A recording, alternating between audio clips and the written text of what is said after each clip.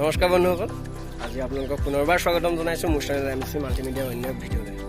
আজি আমি আহিছোঁ এডোখৰ বিশেষ ঠাইলৈ, যিহেতু আমাৰ অসমত বিভিন্ন ভাষা ধৰ্মাৱলম্বী লোকে বসবাস কৰি আহিছে। আজি আমি আহিছোঁ চৰাইদেউ জিলাৰ সাপেখাতিৰ ৰহনৰ বৌদ্ধ টেম্পলটোলৈ, আচলতে বৌদ্ধ বিহাৰলৈ আহিছোঁ। আপোনালোকক দেখুৱাম বৌদ্ধ বিহাৰৰ এনেকুৱা শান্তিপূৰ্ণ ঠাই আপোনালোকক দেখুৱাম আৰু তাৰ সৌন্দৰ্যতা আপোনালোকক দেখুৱাম। চ' চাই থাকক M.G.C Multimedia।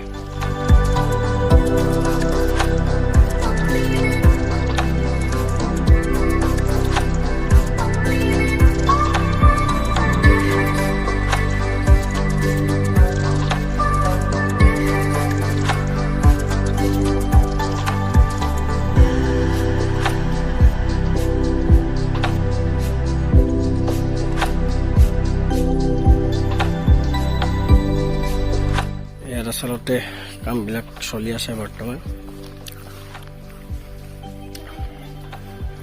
আৰু কাম চলি আছে বৰ্তমান, সম্পূৰ্ণ হোৱা নাই। আমি আপোনালোকক ভিতৰত সোমোৱাই দেখুৱাম আচলতে কি কি থাকে। খুব ষ্ট্ৰংটো এইটো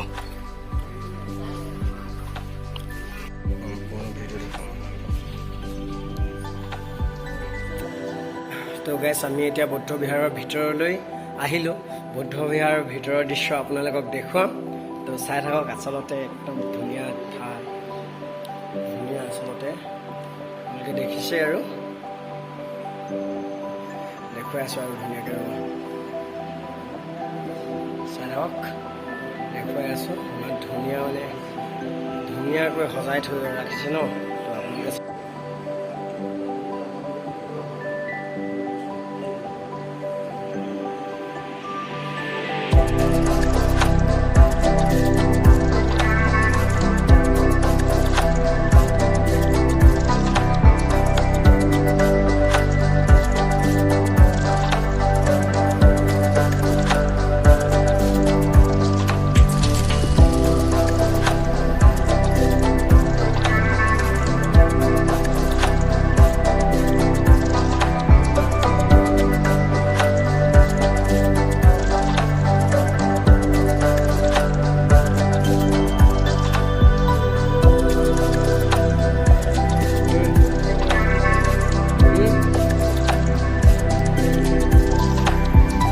স্থাপিত কিমান চনত হৈছিলে? আপোনাৰ 1919 চনত স্থাপিত, এখন 100 বছৰ হৈ গৈছে।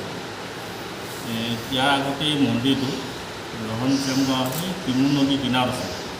তিমু নদীৰ তাত গৰা খহনীয়াৰ ফলত মন্দিৰটো পুনৰ এই জেগালৈ লৈ আহিলে। এই জেগাত 1965 মানত আনিছে এই জেগালৈ।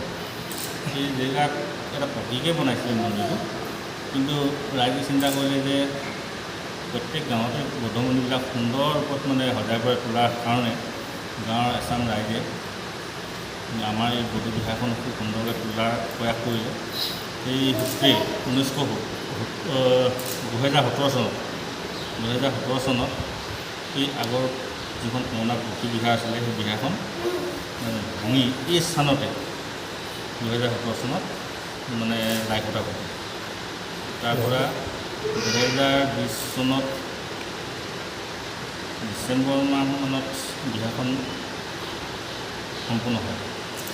তাৰপৰা এতিয়াও বিহাৰখন দান প্ৰক্ৰিয়া, সেই দান প্ৰক্ৰিয়াটো বাকী আছে। যিহেতু কৰোণা কাল চলি আছে, কৰোণা হৈ থকাৰ কাৰণে বিহাৰখন ৰাইজৰ আগত দান কৰিব পৰা নাই। হয়তো পৰিস্থিতি ভাল হ'লে অহা বছৰ ৰাইজে চিন্তা চৰ্চা এটা কৰিছে যে বৌদ্ধ বিহাৰখন সমগ্ৰ অঞ্চলৰ কাৰণে, সমগ্ৰ ৰাইজৰ কাৰণে, সমগ্ৰ ধৰ্মাৱলম্বী লোকৰ কাৰণে বিহাৰখন ৰাজহুৱাভাৱে দান কৰিব। এয়াই আছিল গাঁৱৰ এক্টিভিটি।